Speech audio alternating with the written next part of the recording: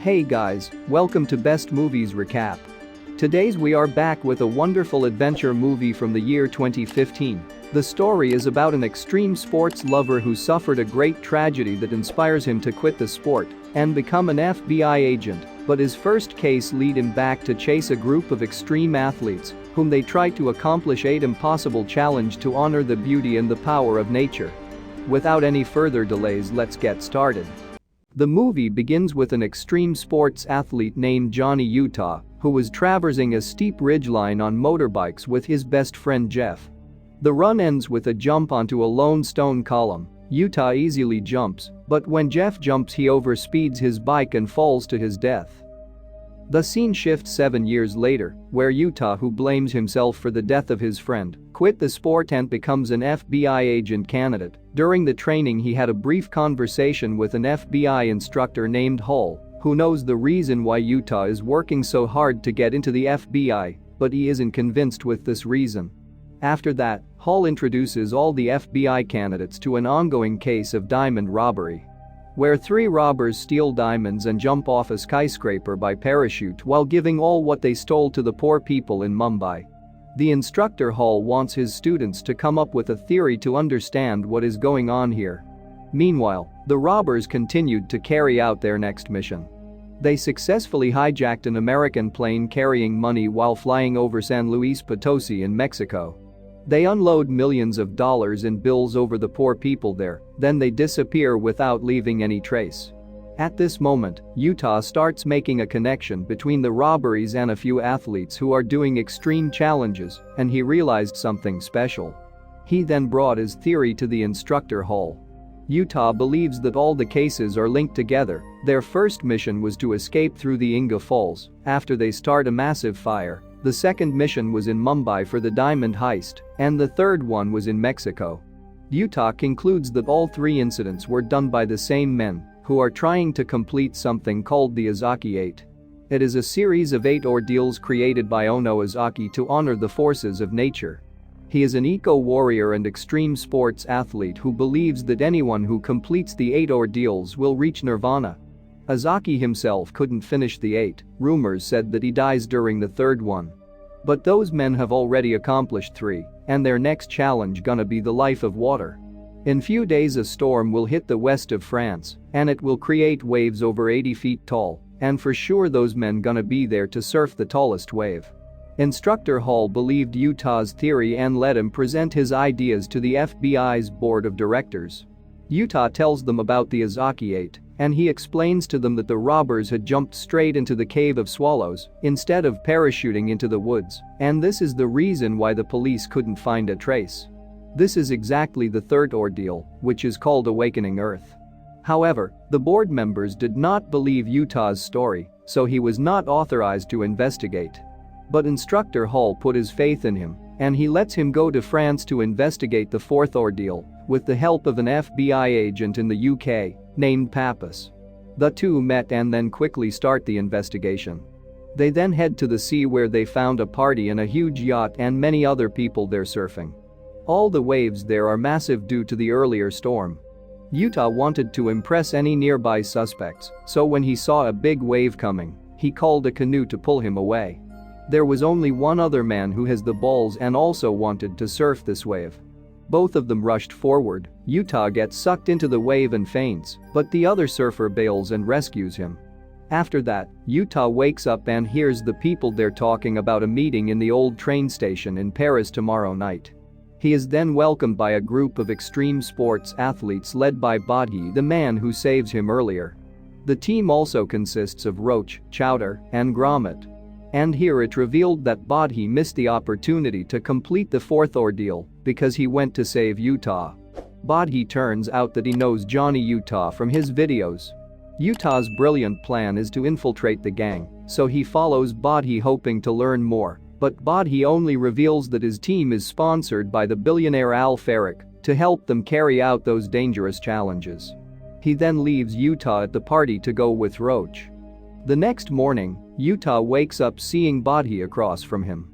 He was wondering what Utah is doing here, to which the latter said, "I'm chasing something like you, the Ozaki's 8. Bodhi just laughs and doesn't deny this and leaves. Utah then meet Pappas, who was not happy because they could not find any information to prove that these people are involved in the robberies, so he wanted to send Utah back to the US. But Utah tells him about the meeting in the old train station in France, and Pappas gives him the last chance. He reaches the spot, then Chowder tells a guard to let him in. Inside, the team surround Utah, but Bodhi saves him after saying that he invite him here. Utah is then greeted by a fight with Bodhi.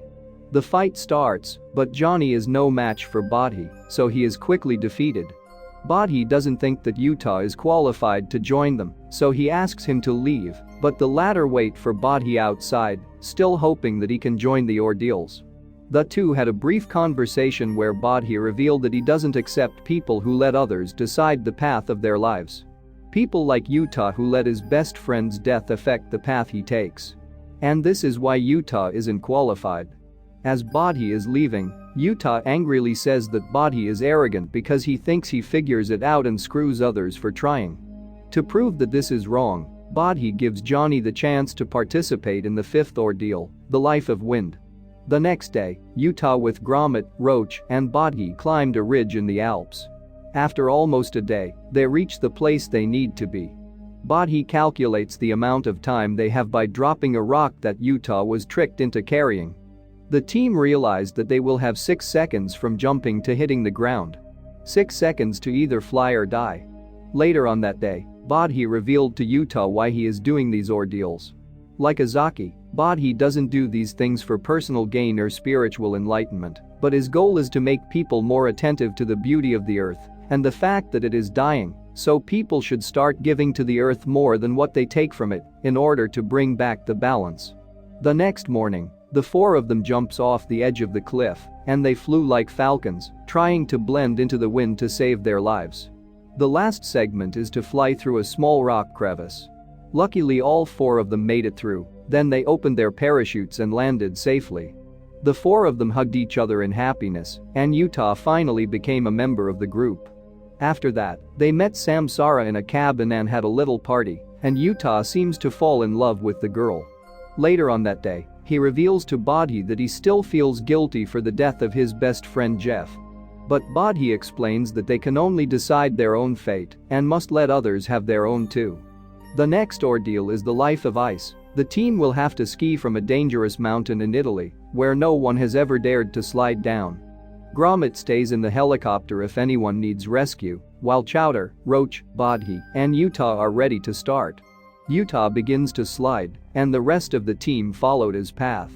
But this mountain was really dangerous, and they had a lot of trouble sliding down. After crossing a slope, the group had to stop because the front was already beyond dangerous levels. Roach calls for a helicopter, but Utah recklessly continues to slide down. Then Bodhi gets excited and encourages the rest to keep going. Chowder lost control of his speed and fell off a cliff. The team then stops and Utah decides to go back, but Bodhi stops him and explains that it is not his fault. Chowder took his decision and that no one should pay the price for his choice. After that, they brought Chowder's body back to be cremated and held a farewell party for him. Samsara then tried to comfort Utah, who still felt bad about losing Chowder. He didn't believe this was what Azaki wanted, so Samsara told him the real story of the latter.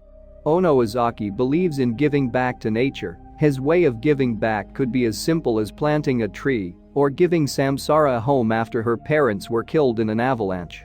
Azaki was actually killed after finishing the third ordeal. His boat was in between a whale pot and a whale hunting ship. They ignored Azaki and rammed his boat. Samsara believes it was his mistake because he thinks the world can be changed with ideas. But she believes they need to take more practical actions. The young Bodhi who was with Azaki in the boat survives, but he did not tell the truth and decided to complete what Azaki had started in a different way. The next morning, Pappas meets and confronts Utah, who is not following the orders. So he wants to send him back, but Utah begs him for more time because there is a special event going down tomorrow. After that, Utah returns to Bodhi's headquarters, where the team is preparing to give back to nature as they said.